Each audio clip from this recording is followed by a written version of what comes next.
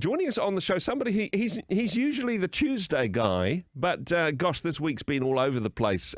My pleasure to welcome to the show for a Friday morning, John Cowan. John, kia ora, good morning, thanks for your time.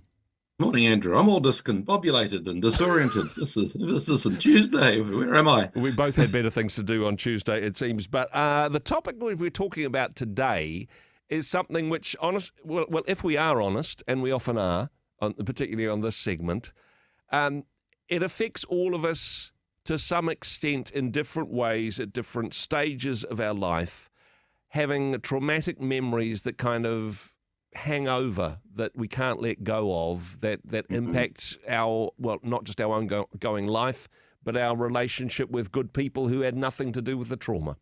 I know. As I'm getting older and my brain is turning to Swiss cheese and I'm forgetting all sorts of things. I mean, that is a predominant preoccupation of people my age. Yeah. Worrying about our memories. Every time I'm always thinking Alzheimer's every time I can't remember a password or I can't find my keys or I find myself wandering around the neighbor's house in my pajamas. I'm thinking, what's going on in my brain?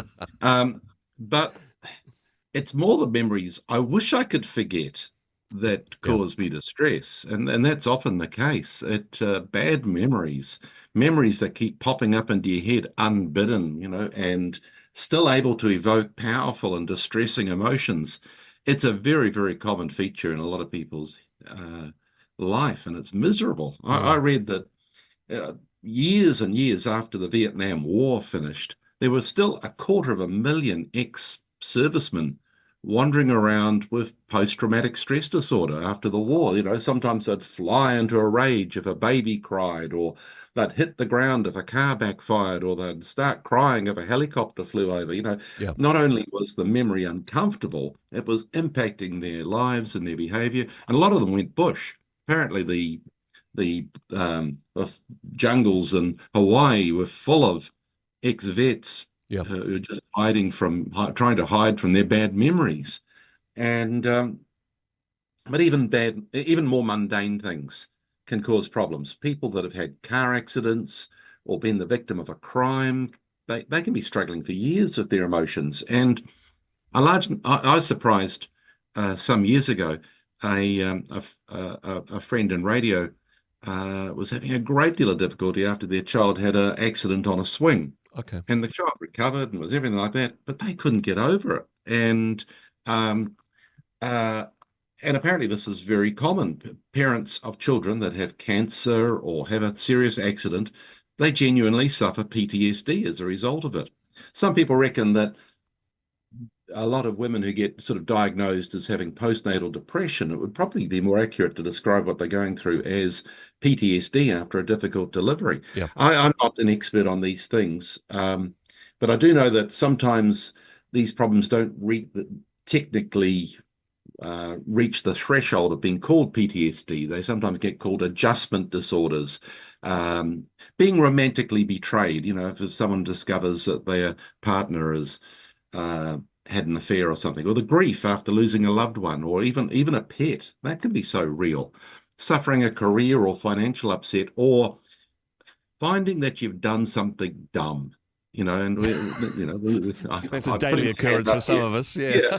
A moral lapse, and you beat yourself up, and you're still thinking about, I still think about dumb things I did as an adolescent. Yeah. And thinking, beat yourself up. And if only I could take back those words or redo that day. Yeah, exactly. And we spend such a long time dwelling on those things. They leave a deeper emotional ruts in our brain, perhaps, than the everyday. But at least we've got at least we've got terms for it now.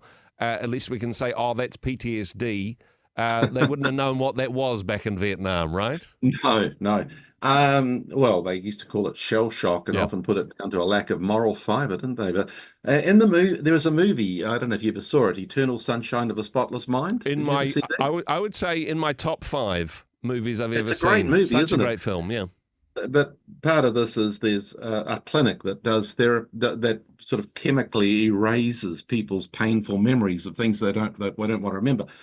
Unfortunately, no such therapy actually exists like that. But what therapists can do, and in fact, this is something we can do for ourselves, is modify our memory. Some people sort of think that a memory is sort of like a DVD or a tape or a photograph, that it's it's fixed, it's inviolate. But in actual fact, it's much more plastic. It's flexible. It's labile. It can be changed. Hmm. If you can probably remember events very clearly, and you get together with a family member that was experienced the same thing, from 20 years ago, and you both got very different recollections of how something happened. Yes. And your recollection is correct, and I've got it wrong. Yeah, exactly. But eyewitness accounts are notoriously unreliable because memories are plastic. We don't pull up a memory. Recall is an active process. It's a creative process. We create a memory each time we recall it. Yeah. And so the good news about this is that we can actually modify our memories. Hmm. Perhaps not ever obliterate them or take them away, but we can add to memories. And I remember a therapist telling me about how this is a very good way to detoxify and dilute the pain caused by painful memories. You add to it, you add extra details to it. The earthquake damaged the house, that's the traumatic memory. Yeah. But family were there and friends helped out and the emergency services were straight on the spot. You add to the memory something which takes away the pain. I did that stupid thing, but I made amends and I learned from it and I'm a better person. You add to the memory. Yeah. Tom fell off the swing, but I did great first aid and he healed well and he's doing okay and there's no lasting damage. You add to the memory, you detoxify it, you become the defense lawyer in your own court case that's going on in your head. Yeah. And you're adding to the story. That car crossed the midline and smashed into me, but the airbag went off and the car spun around and I was basically safe. You add to the details. All sorts of things can be can stick in your head. I can't forget my dog's face, when I had him put down at the vet's, but it really was the loving thing to do because he was in so much pain. You add to the picture. Yeah. You can't perhaps obliterate the memory, but you can detoxify it.